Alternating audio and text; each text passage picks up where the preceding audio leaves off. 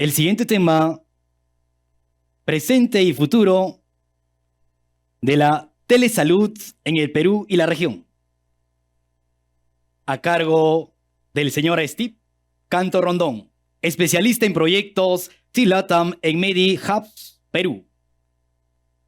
Reconocido ingeniero en telecomunicaciones, con más de 12 años de experiencia, 8 de ellos en el campo de salud digital, con mucha especialización en el área de telecomunicaciones, en el área de telemedicina, miembro vocal de la Organización Internacional de Telemedicina y Telesalud y miembro técnico del Grupo de Tecnologías para la Salud del Colegio de Ingenieros del Perú.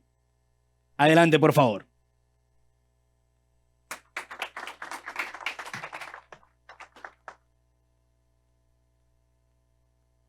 Muchas gracias.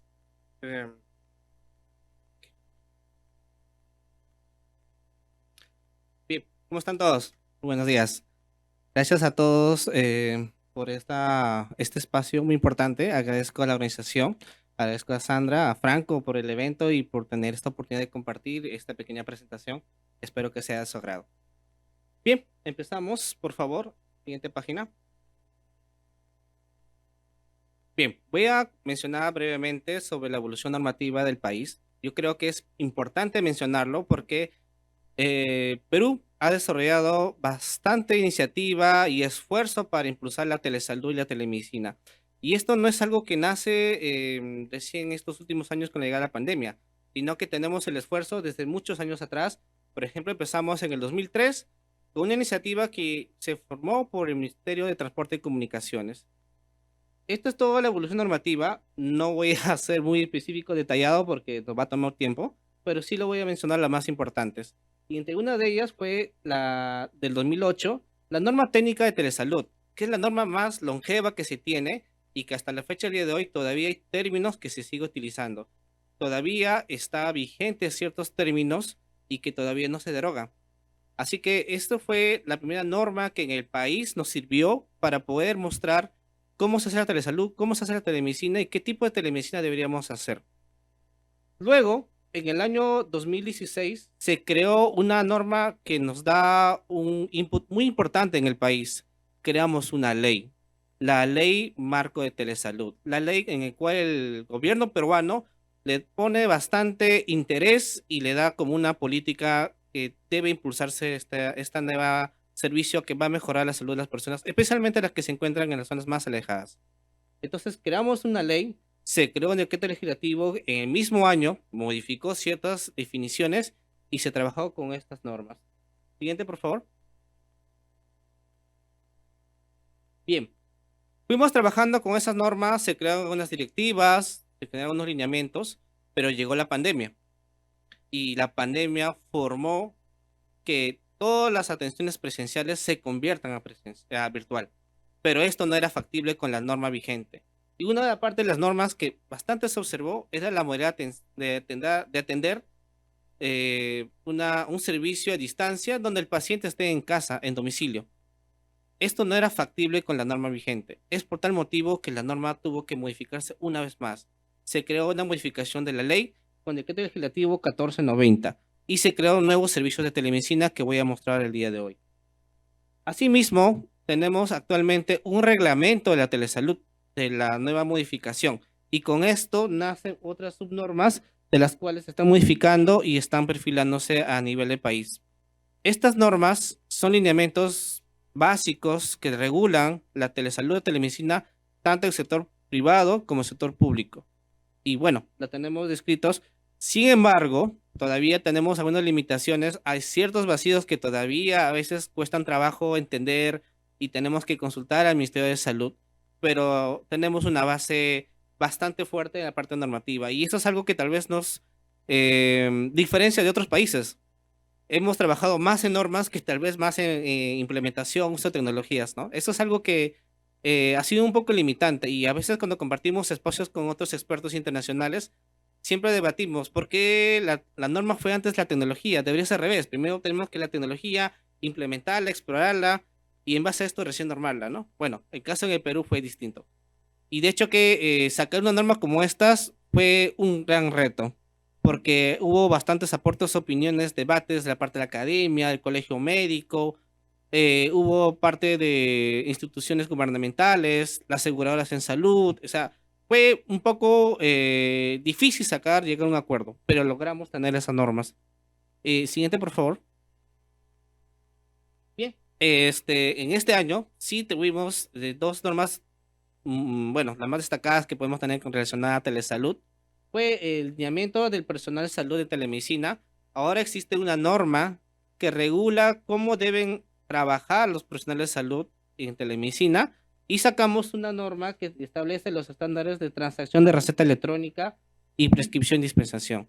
La receta electrónica no es ajena a la telesalud, no es ajena a la telemedicina. Para brindar una atención virtual, tiene que ir de la mano con una receta electrónica, porque esa receta tiene que viajar a distancia y tiene que entregarse al paciente y ellos tienen que tener validez de esa receta para poder ir a una farmacia y poder tener el medicamento. Siguiente, por favor. Bien, es un resumen breve por temas de tiempo. Ahora vamos a hablar de la estrategia política que tiene el gobierno peruano.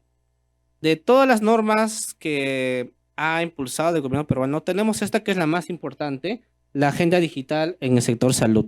Creamos una agenda digital que está relacionado y orientado hacia el 2020-2025, con una visión al 2030, donde debemos tener un sistema de salud digital, colaborativo, ético, transversal e interoperable.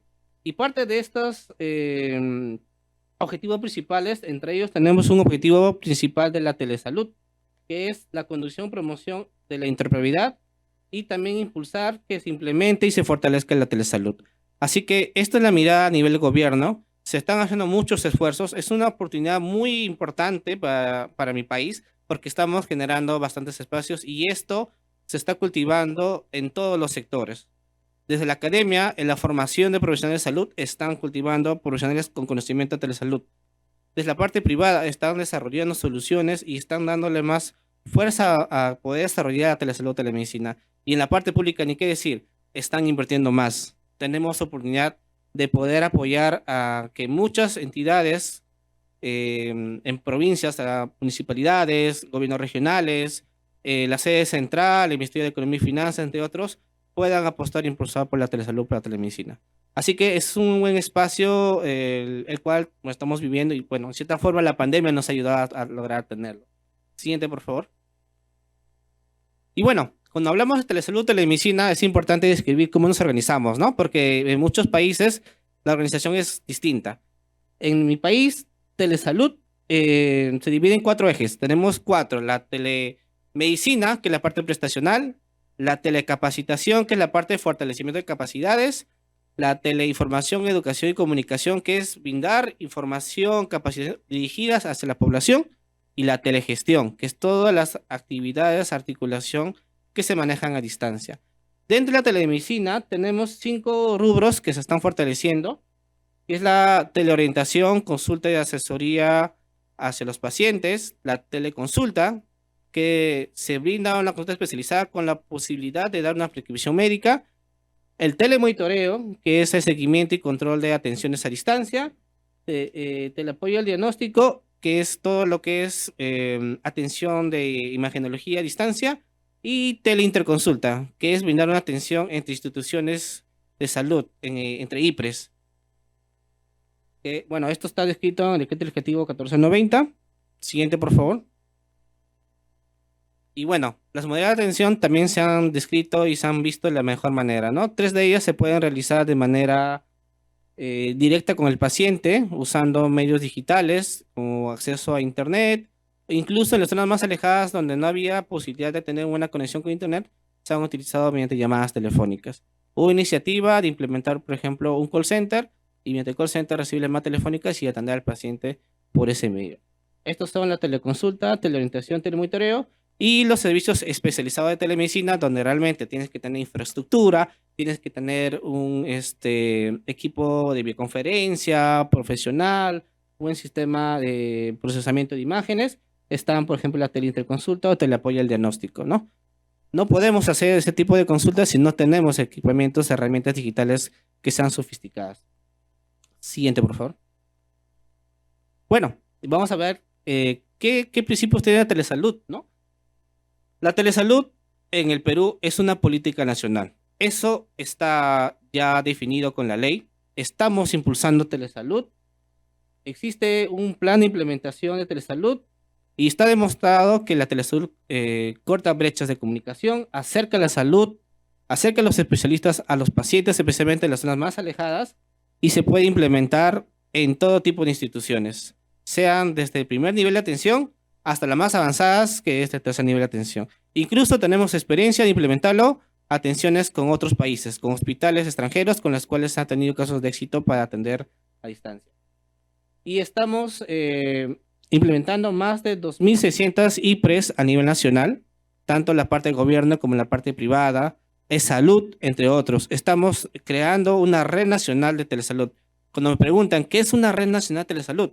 Está definido que es el conjunto de instituciones formalmente registradas y que hacen actividad de telesalud, que intercambian información relacionada a telemedicina o telecapacitación o TLC o entre otros ejes.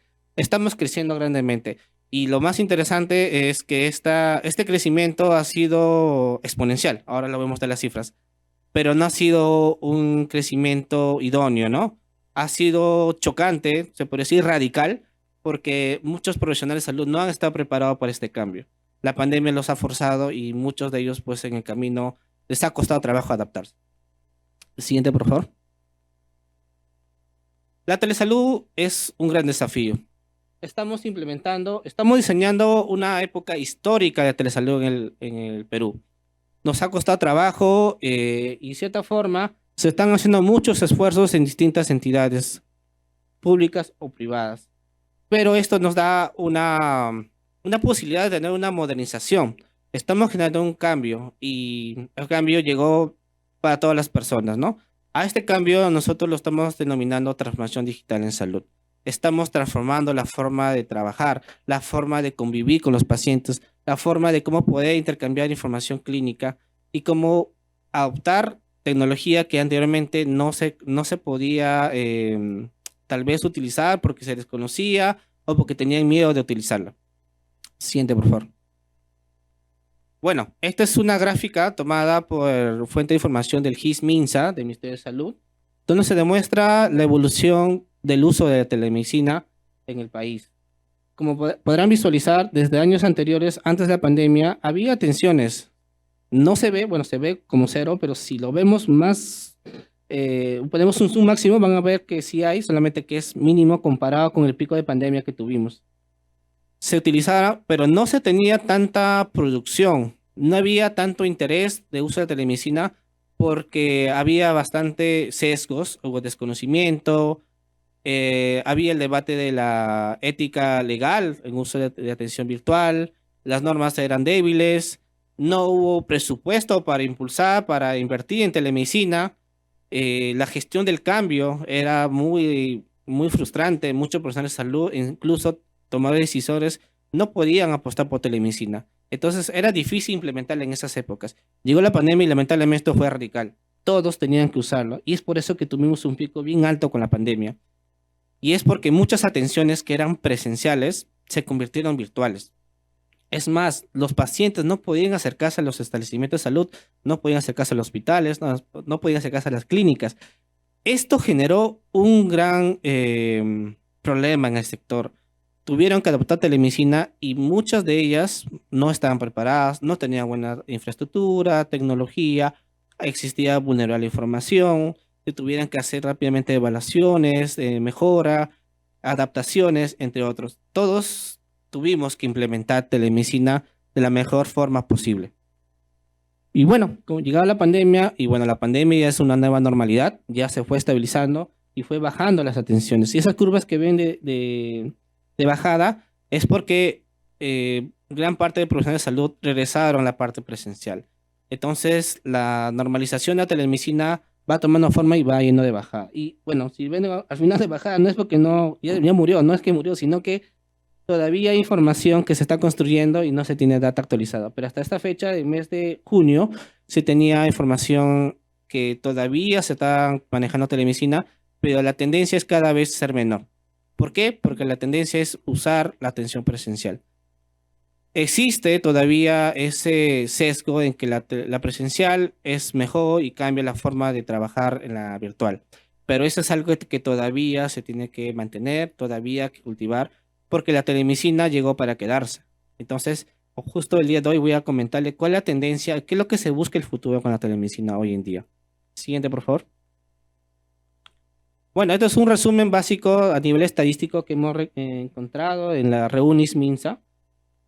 Esta es fuente pública de información y verán las principales patologías que se atienden con telemedicina según la fuente estadística.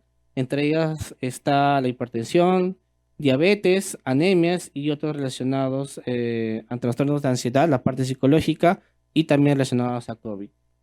Está demostrado que principalmente los profesionales que más usan telemedicina en género son las mujeres. No sé por qué, pero se han adaptado a que son las mujeres que más han adaptado a la tecnología. Entonces son más receptivas a la tecnología.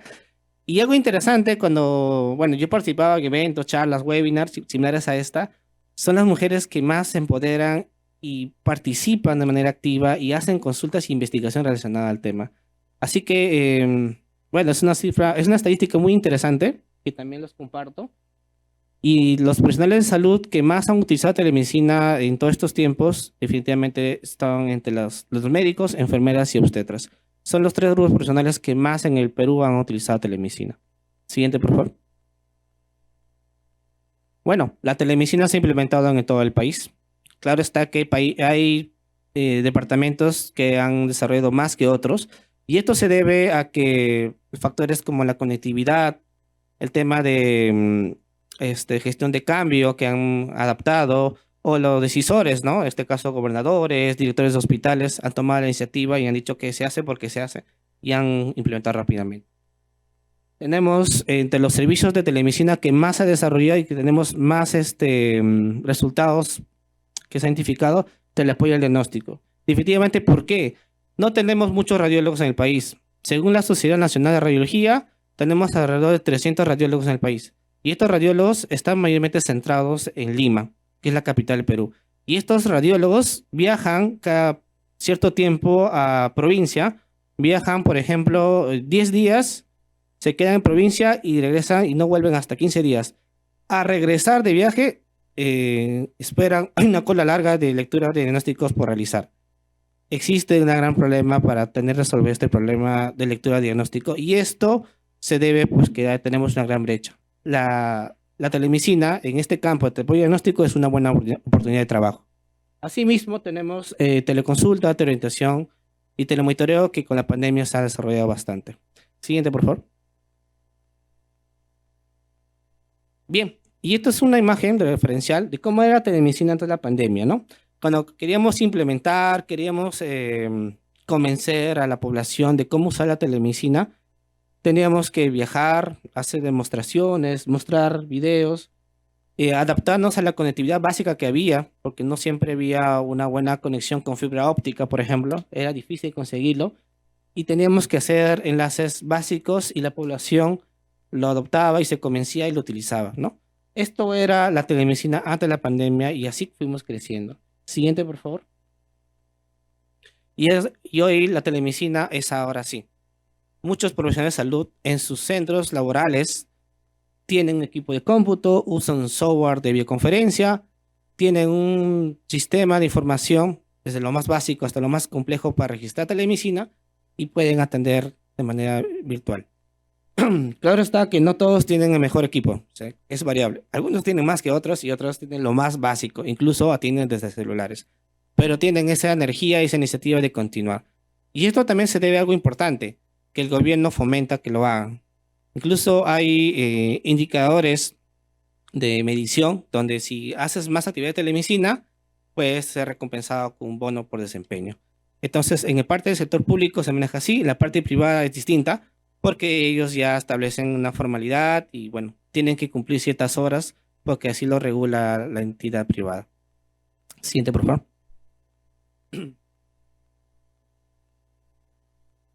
Siguiente.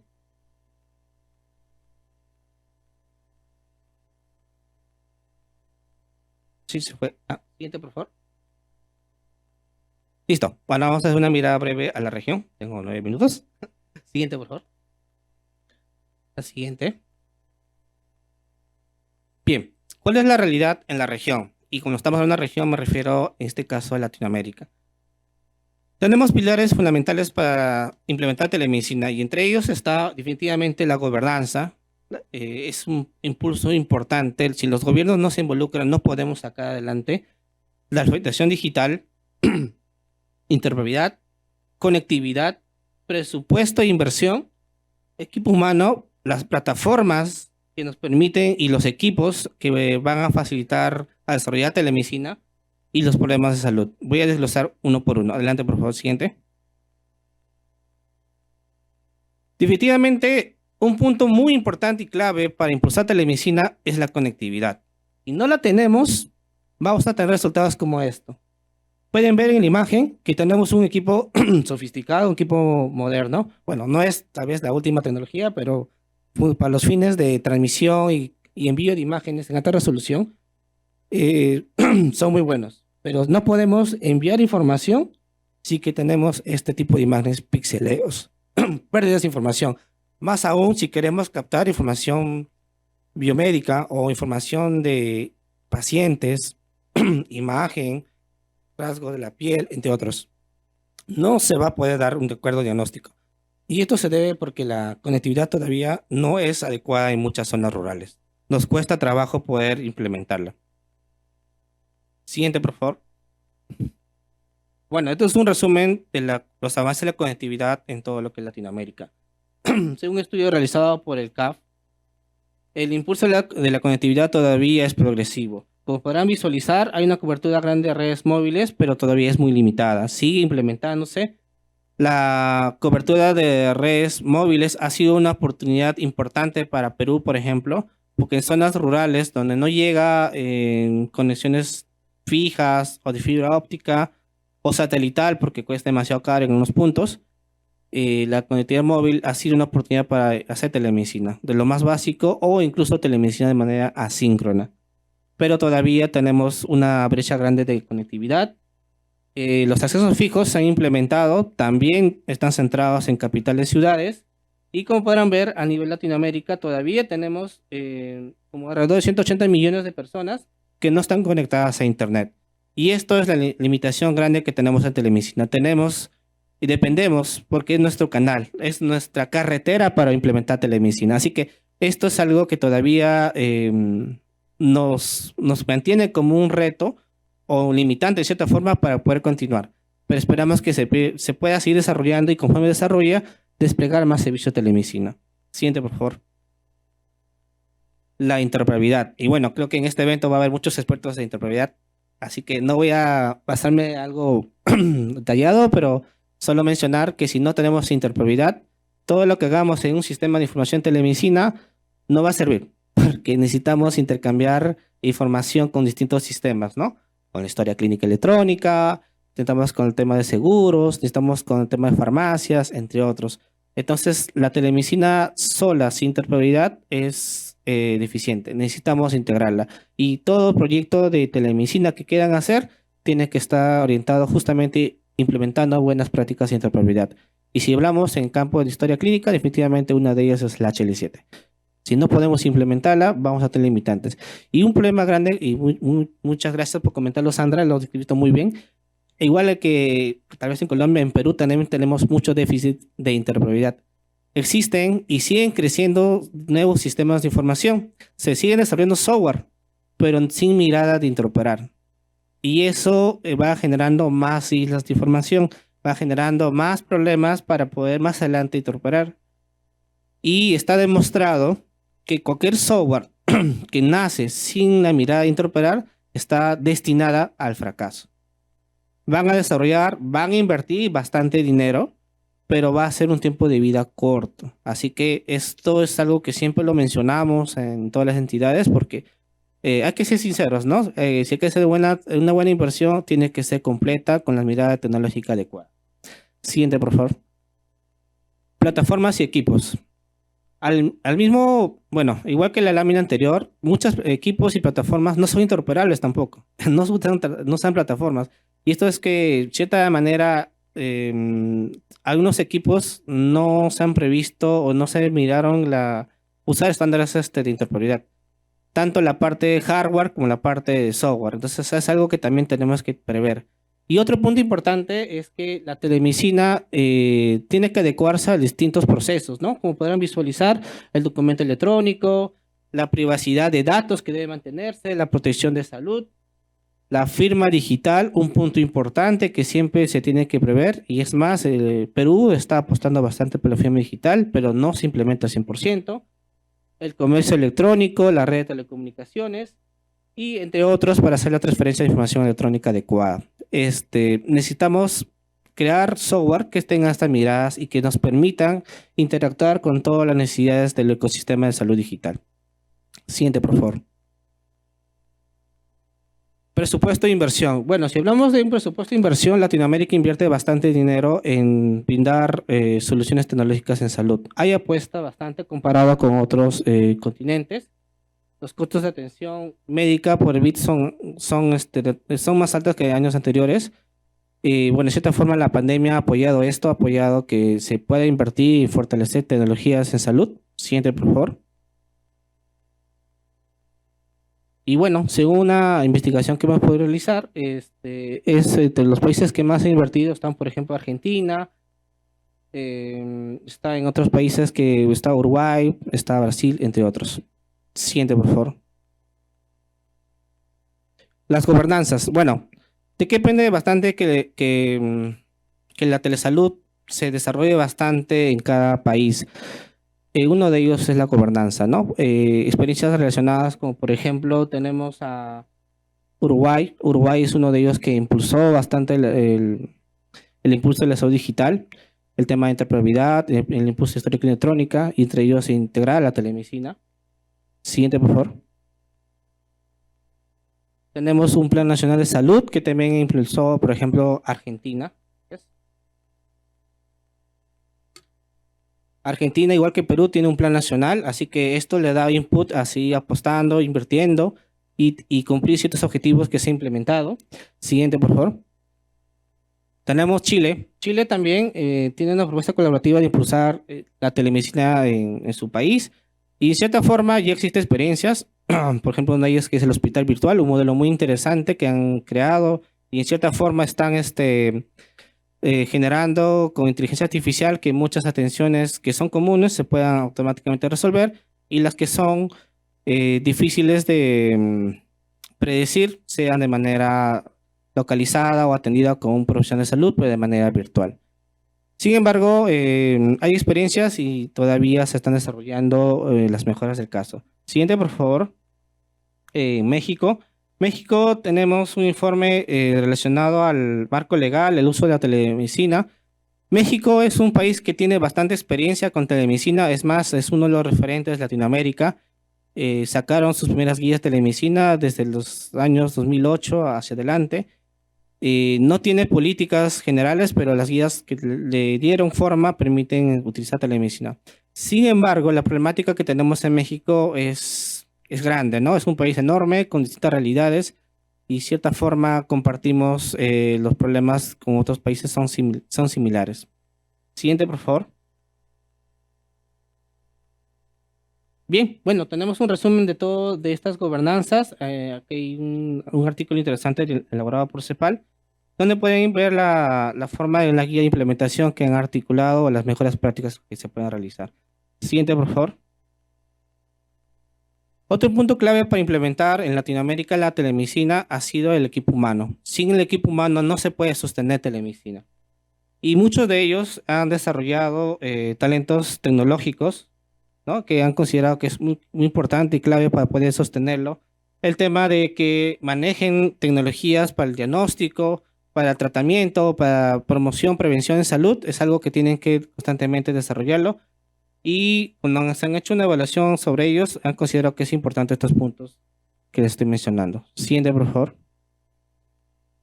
Ahora, según la fuente de información del Banco Iberoamericano de Desarrollo, el BID, tenemos este estudio que está realizado por países, ¿no? Donde podrán visualizar que efectivamente el conocimiento en telemedicina más desarrollado tiene México, seguido por Argentina, Uruguay, Ecuador y Perú, ¿no? Bueno, y también Bolivia que está desarrollando bastante.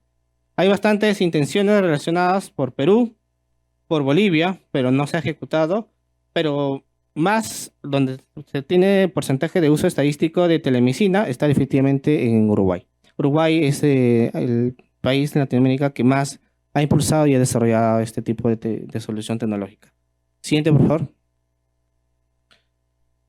Otro punto que no podemos pasar de percibido y es clave poder mencionarlo es la alfabetización digital. La alfabetización digital se tiene que realizar con mucha prioridad en todos los países latinoamericanos, porque está demostrado que podemos traer la mejor solución tecnológica, podemos impulsar transformación digital, podemos traer la mejor infraestructura, pero si las personas no saben usar la parte básica de tecnología, no va a ser sostenible.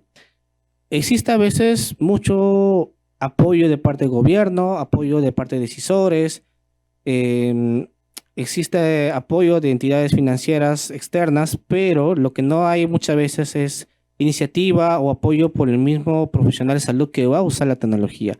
Y esto genera que muchas iniciativas, proyectos no han sido sostenibles, porque siempre ha habido cambios, siempre ha habido capacitaciones muy temporales, un par de veces se hicieron al año y de ahí asumían que conocían.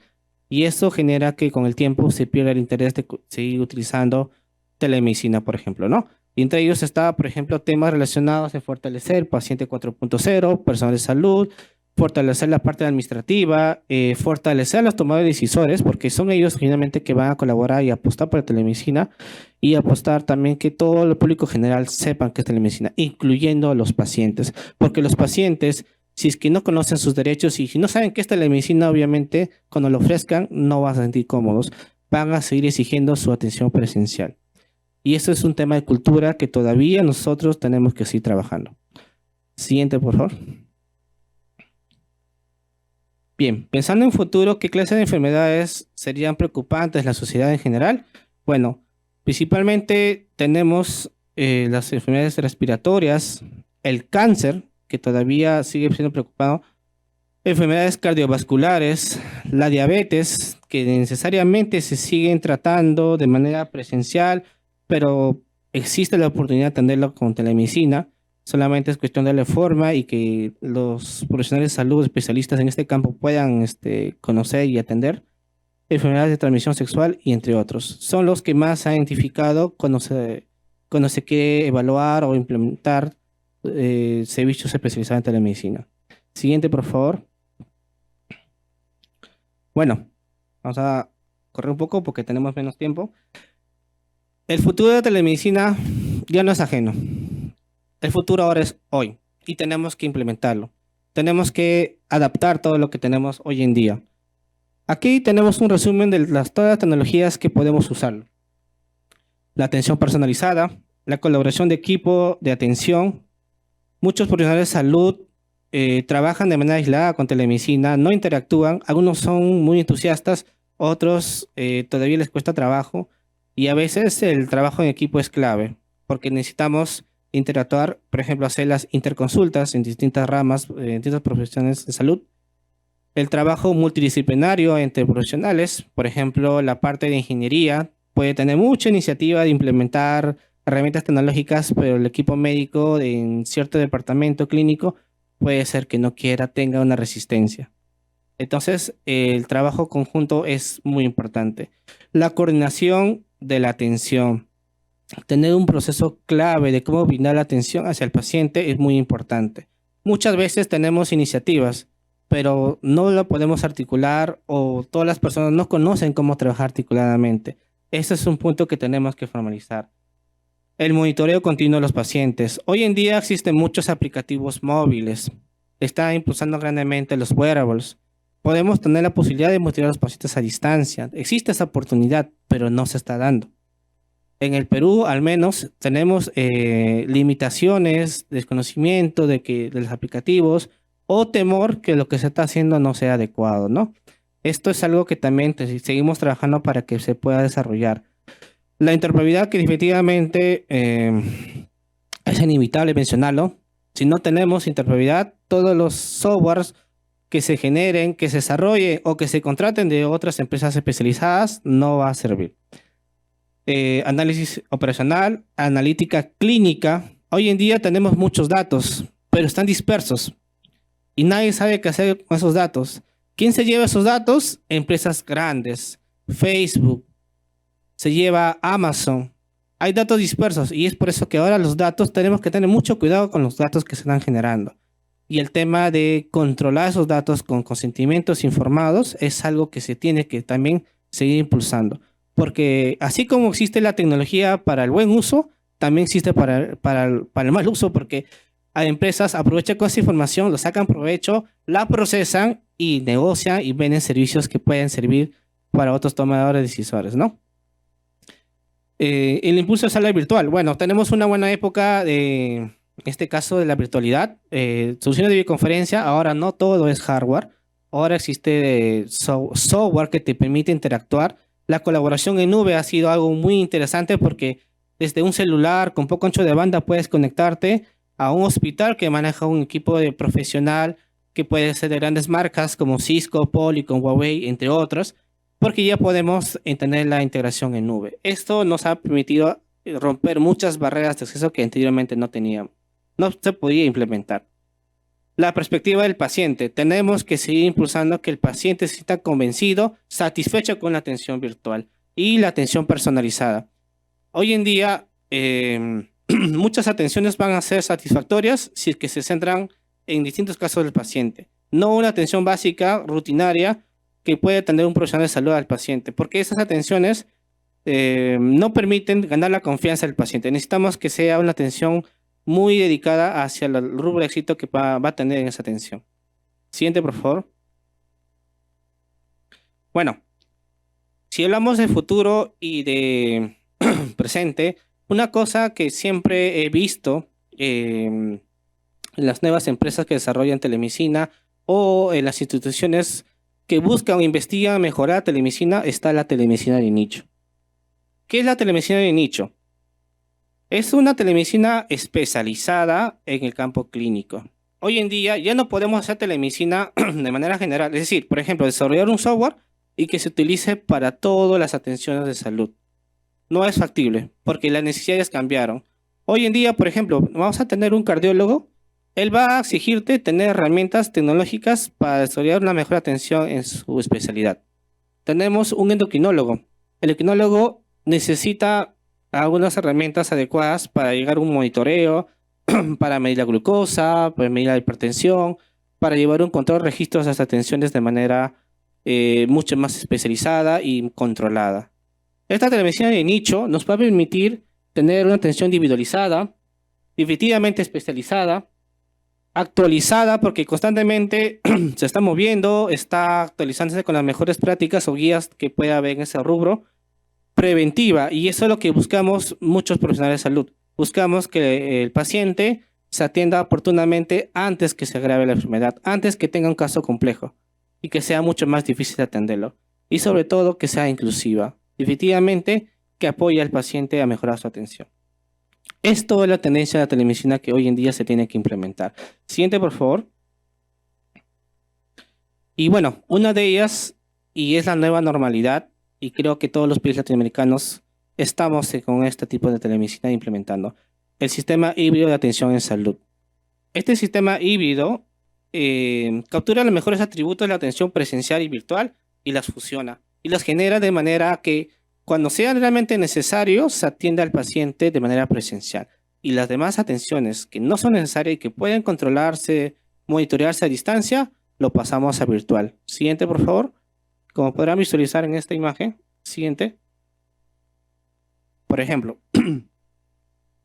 la presencialidad se va a dar. Hay muchas atenciones que son inevitables que sean por televisión. Tienen que hacerse presencial. Tiene que ver al paciente, sacarle un examen, diagnóstico por imagen, tal vez un examen laboratorio, controlarlo, medirlo.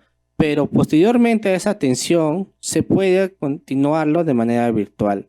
Se puede tener herramientas sofisticadas para atenderlo por una videoconferencia, para controlarlo mediante un aplicativo app, por ejemplo, para poder desarrollar estrategias de cómo sentirse a gusto o confortable con la evolución médica, entre otros.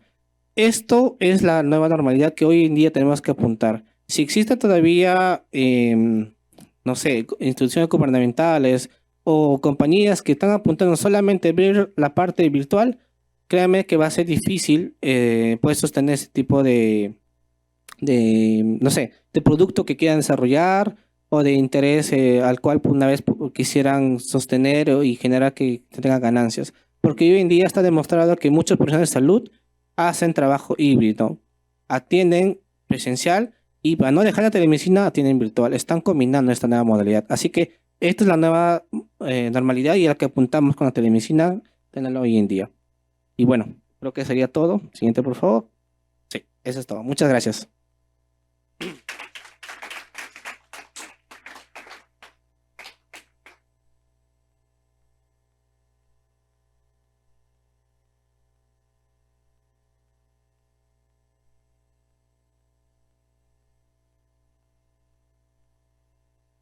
Esperamos estén disfrutando de este momento especial a cargo del ingeniero. Enseguida vamos a escuchar las preguntas. Por ahí ya tenemos que están levantando la mano. Vamos a llevarle uno de los micros, por favor. También tenemos preguntas virtuales. Gracias a los que nos están siguiendo. Perfecto.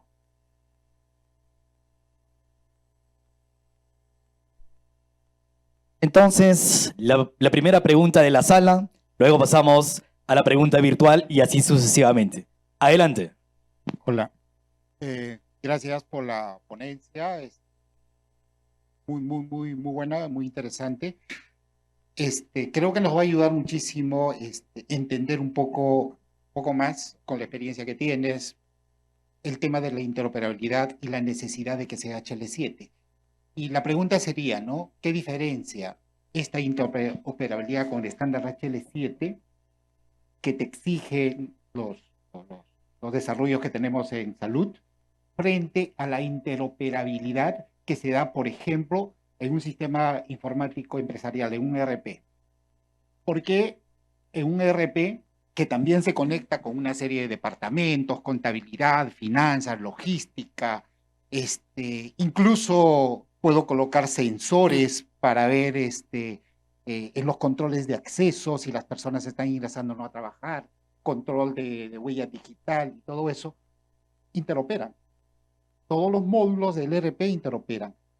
¿Qué lo diferencia eso de una interoperabilidad HL? Gracias.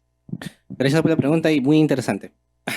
Si hablamos de interoperabilidad, de hecho que interoperabilidad es un concepto muy grande. No es solamente HL7. Interoperabilidad tiene, de hecho que tiene varios niveles y varios tipos de soluciones, ¿no? HL7 es una de ellas, pero solamente está orientado para intercambio de dato clínico. Es decir, información clínica donde puede estar tu historia clínica, pero no solamente orientado a una interoperabilidad dentro de tu misma institución, sino también externa. Por ejemplo, mencionaste que tú puedes interpretar un ERP, datos internos en tus distintos departamentos, áreas, entre otros. Ok, perfecto. Pero si tú quieres sacar esa data de ese hospital a otro hospital, tienes que pensar cómo la estructura de datos vas a intercambiar. Según las tramas de información, cómo lo vas a compartir por datos. Es un tipo de interoperabilidad orientada justamente a la historia clínica. A diferencia que la interoperabilidad que tú puedes tener con sensores, puedes tener RFID o entre otros que tú intercambias, manejas otro tipo de estándares como la triple E, que tú puedes manejarlo, o si puedes, por ejemplo, radiología, puedes interoperar datos de DICOM, ¿no? Porque DICOM es un estándar para visualización de imágenes médicas, entonces es otro tipo de interoperabilidad que tú manejas, ¿no? HL7 solamente está orientado para historia clínica. Y cuando mencionaba con telemedicina, ¿por qué lo mencionaba HL7? Es que tenemos datos clínicos orientados a la atención. Cuando hace telemedicina simplemente es como un episodio clínico, una atención muy puntual que tiene que al final guardarse dentro de la historia clínica del paciente. A eso me refería. No me refiero a todo el concepto grande que en cierta forma es un rubro muy amplio, ¿no? Es ver que distintas formas, distintas tecnologías que vas a adecuar para interoperar distintas soluciones entre hardware o software que tú vas a tener. Muy bien, muchas gracias. Tenemos, perfecto, una intervención más, luego pasamos adelante. Sí, buenos días. Mi consulta es la siguiente. En algún momento en la presentación comentaste que es extremadamente importante que los sistemas interactúen, ¿no? Es decir, interoperen con otros departamentos. Y mencionaste una frase que se me quedó, que dijiste, esto debe ser desde el nacimiento del software o el aplicativo. ¿Por qué la pregunta? Porque tengo varios proveedores que se te acercan con diversos productos, tú debes conocer las historias clínicas informatizadas, y cuando les comento del HL7, ellos me dicen, no hay problema, en un mes se lo pongo a este aplicativo. ¿Es eso posible o me están paseando, por decirlo de alguna manera? Excelente pregunta. Bueno, cuando hablamos de ingeniería o tecnología, siempre vamos a decir todo es posible, ¿no? Pero la realidad no puede variar, depende del contexto, porque conocerse a interoperar no solamente es que una sola compañía prepare todo para interoperar, sino también es la institución de salud. Está preparada para interoperar, sus sistemas informáticos o RP o los que tengan están preparadas para interoperar con otro sistema de información ajeno. Existen muchos problemas de interoperar dentro de una misma institución, mismo hospital. Se contratan aplicativos de una solución con otra solución. Esta empresa puede decirte, mira, yo te preparo todo para interoperar, te hago todas las puertas, el desarrollo adecuado, pero no te va a interoperar si es que esta compañía también está adecuada. Entonces te tienen que poner ambas empresas de acuerdo, pero cada uno tiene intereses propios para interoperar, así que no es nada fácil hacerlo. A nivel tecnológico puede ser que sí te lo tenga listo, pero va a depender de si caso tú eres el encargado del hospital y va a tomar decisión de negociar con otra compañía y que los dos se pongan de acuerdo. Ese es el gran reto que tenemos muchas veces, ¿no? Que no se puede hacer. Y si ese problema es en un hospital, imagínate en un conjunto de hospitales que quieren interoperar. Es mucho más complejo y es por eso que ahí empieza a entrar entidades como gobiernos o otras entidades gubernamentales que puede ser como el Ministerio de Salud o en este caso aseguradoras que ya obligan que interoperen porque si no, no te van a reconocer ciertas prestaciones o entre otras cosas. Se puede ver en distintos niveles, pero a tu pregunta muy puntual, va a depender desde el contexto como tú tienes el escenario de interoperar, ¿no? Tecnológicamente se puede hacer, preparar todo el desarrollo, todo las condiciones adecuadas para que tu compañía tenga el software listo para interoperar, pero depende también de los otros escenarios que estén preparados. Muchas gracias. Vamos a pedirle al ingeniero Steve Canto respondernos las preguntas virtuales que enseguida serán mencionadas. La señorita María Angélica pregunta, ¿hay que tener en cuenta el aspecto de comunicación empática y asertiva durante la teleconsulta? Porque algunos médicos ni siquiera miran al paciente durante la teleconsulta. Por ello, la pregunta es, ¿cuál es el tiempo mínimo de la teleconsulta? Perfecto. Una buena pregunta. Me encanta esa pregunta. La verdad es que sí, tienen que tener una manera muy empática para atender al paciente. En la experiencia que yo he tenido implementando telemedicina y capacitando a profesionales de salud entre médicos o no médicos, he notado algo muy interesante. Hay médicos que cuando atienden al paciente captan la atención del paciente. Se prestan para poder darse un poco más de tiempo, preguntarle todo, que se sienta en confianza, porque realmente usar una pantalla como esta es frío. Pongámonos como en lugar del paciente. Siéntense en una cámara y hablen con un médico. No se van a sentir satisfechos, es incómodo, porque realmente la tecnología, cuando la presentaran al paciente de esta forma, es totalmente frío y no van a poder sentirse a gusto con el paciente. Entonces, depende del profesional de salud, qué estrategia maneja para captar esa atención del paciente y hacer que el paciente se sienta confortable, se sienta que puede expresar todos sus malestares, entre en confianza. Ese es el punto también muy importante, Porque cuando están frente a una cámara y si ven frente a la cámara a una persona pasar que no está relacionada a su consulta, no hay confianza. Podemos tener problemas muy personales, pero no hay confianza de contarle a una persona con una cámara donde puede estar una persona externa, ¿no? Entonces, el derecho a la privacidad con el paciente se rompe. Y eso es algo que muchas veces le cuesta a muchos profesionales adecuarse y por motivo por el cual lo ponen como barrera para no hacer telemedicina. Tiene que darse el tiempo. Ahora, el tiempo promedio, según lo que hemos visto, en una buena atención, se puede realizar aproximadamente 20 minutos, pero puede ser más dependiendo de la atención y la especialidad clínica. Por ejemplo, en atención de salud mental, un psicólogo necesita mínimamente 40 minutos, a más todavía. Y una atención general puede ser 20 minutos. En sí, no está normado, no hay una norma básica que diga cuánto tiempo tienes que tener con tu paciente. Pero en lo que se ha visto consultando, haciendo unas pequeñas encuestas a las personas de salud, es el tiempo promedio que ellos manejan, ¿no? A veces hay entidades que les obligan a hacerlo en 8 minutos y realmente es bien difícil, hasta donde yo he tomado conocimiento, que lo puedan hacer en 8 minutos. ¿Lo pueden hacer? Pues realmente sí, pero tienen que tener una estrategia muy limitada para hacerlo, ¿no?